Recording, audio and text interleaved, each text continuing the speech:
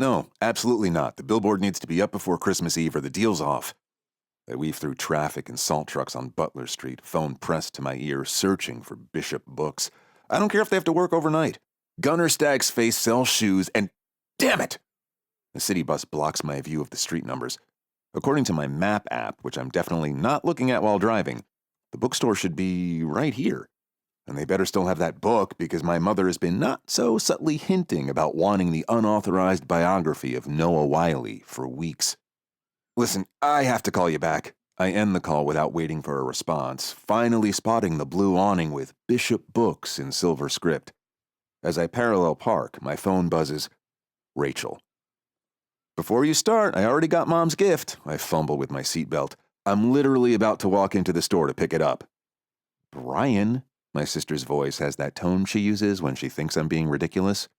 You're cutting it awfully close. Your flight's in 3 hours, they're calling for snow, and if you miss this plane, you'll miss the first night of Hanukkah with us. My chest tightens. Rachel and I have lit candles together every first night since we were kids, even when work tried to interfere. I'll make it. I always do. You better. Mom's already setting up. I end the call using the manners I reserve for my immediate family members and hurry toward the storefront, pausing at the display window.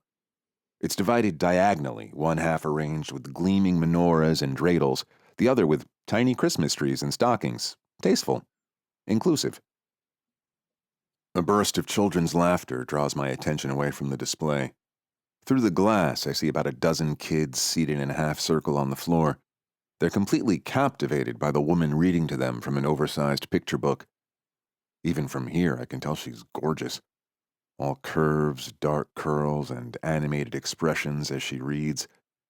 I've spent years around supermodels at endorsement shoots, female athletes who could grace magazine covers. But something about this woman reading to kids in a cozy bookstore hits me differently. She's wearing a fuzzy cream sweater that hugs her body in all the right places, and when she looks up from the book to make eye contact with her audience, her whole face lights up. Storytime always wipes me out, but in the best possible way.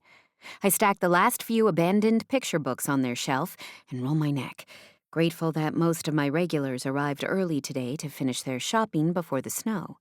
The street outside is already dusted white, and holiday lights twinkle through the flurries. Time to close shop and head upstairs to my cozy apartment with a mug of tea and the new Chloe Petal's romance novel. I can just feel my soft blanket and the cocoon of my sofa calling me. I run my hand along the shelf of children's holiday books and give myself exactly 5 seconds to imagine reading one to a child of my own someday. I'm counting out the register when movement catches my eye through the swirl of snow outside my front window.